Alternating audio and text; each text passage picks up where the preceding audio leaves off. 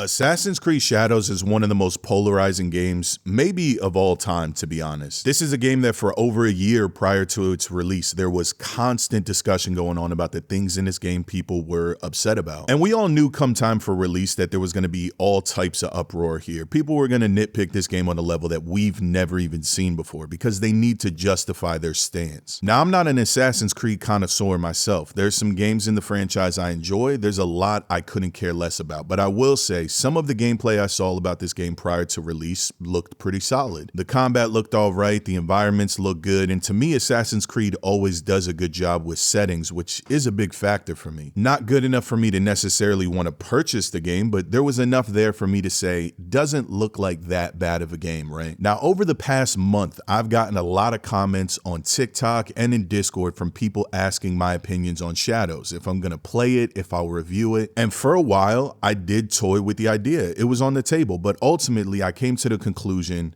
there's no point. Everyone's mind has been made up about this game long before its release. A review of this game serves no purpose. Reviews are meant to give potential buyers insight into what's going on in the game, the good and the bad, so that the consumer can come to a conclusion as to whether this game is for them or not. But with AC Shadows, we've got two primary groups. On one side, there's a group that's already in the mindset of not buying this game. And there's nothing I could possibly say in a review that would make any of those people wake up and go, interesting, I'll check it out now. On the reverse side, there's a group that are the Assassin's Creed fans, the people who pop out to play every Assassin's Creed game. And again, there's nothing I could say that would make them not want to try the game for themselves. Now, there is a group in the middle, the indifferent group, who may actually be looking for some feedback from reviewers to make a purchase. But with this game specifically, that group is significantly smaller than really any other game out there. This isn't some new IP or a smaller game people want to learn about. We all know what Assassin's Creed is at this point. We understand the gameplay loop, and if you like it,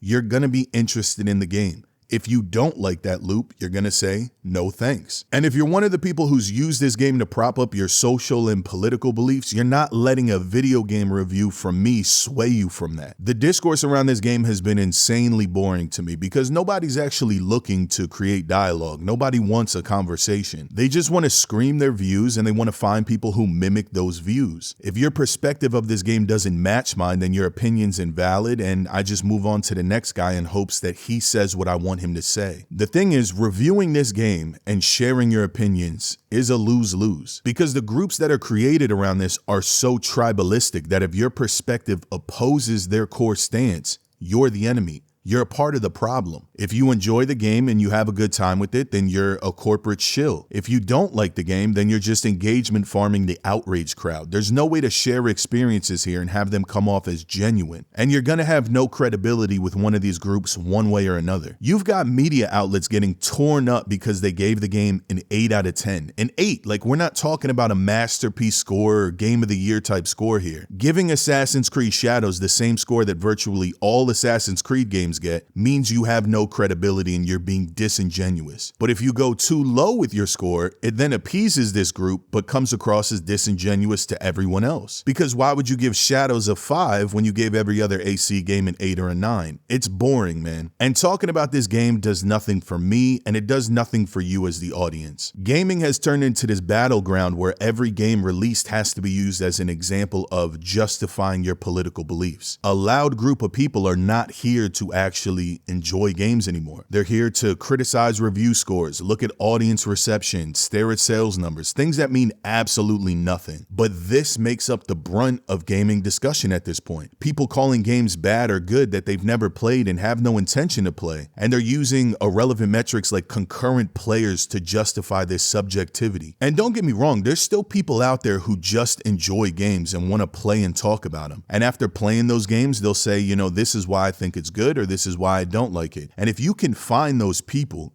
definitely cherish them because this space has been overrun by people with agendas. It could be someone who's still in the console war mindset where everything Sony does is gold and everything Microsoft does is bad. It could be these anti-woke old men who go, you know, this character's not hot enough. Where's all the white guys? There's so many little subgroups that have been created that exist for no reason other than to find things that fit their agenda. And it's taken gaming so far away from what it's supposed to be. Instead of talking about and showcasing the things that you enjoy, you've got internet personalities who their entire existence is talking about what they don't like. Hundreds of videos, thousands of social media posts, where 99% of them is them telling you why something or someone or some company is bad. And once a month, they'll sprinkle in a quick, hey, check out this cool game, so that they can validate themselves and go, see, I'm a gamer, I like playing games. And I think the unfortunate part that a lot of people haven't accepted yet is this is never going away. I think some people are still holding on to hope, and they're in the mindset that,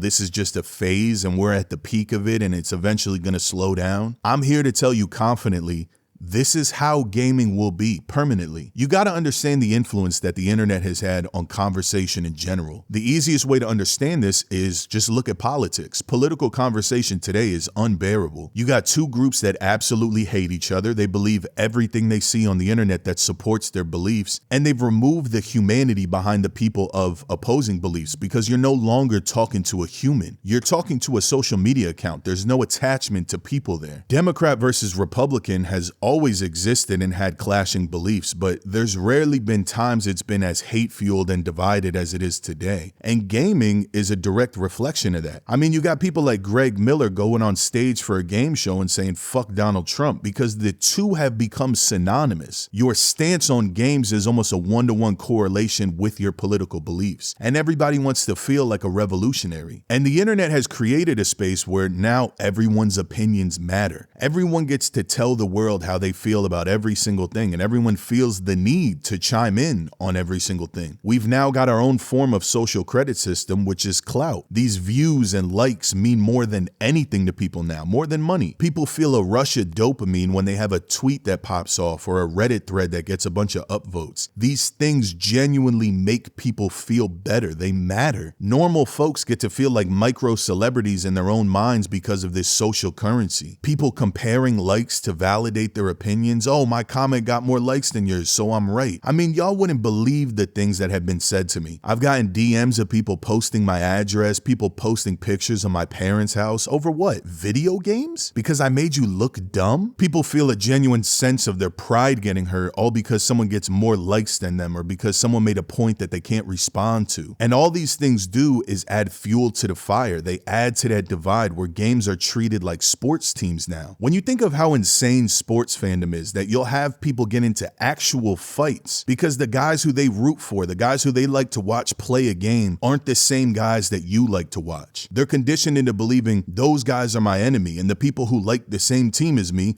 those are my friends. It makes no sense, but that's gaming now. This is no longer a unified space where me and you like and dislike different games, but we're still part of the same community. It's now broken off into different subgroups where you got to stay in your safe space and have a big circle jerk with the people who think like you, and in turn hate everyone else who's not in that club. And this is how this space is going to operate until the industry is a complete shell of itself. And I'm not saying that day is close necessarily. I think there's still plenty of great to enjoy here. There's new games coming out every week with tons to be excited for. You just got to do your best at blocking out the noise so you can enjoy this art in peace. And sometimes keeping your views to yourself is the best thing you can do for your own mental health at this point. Give me a kiss.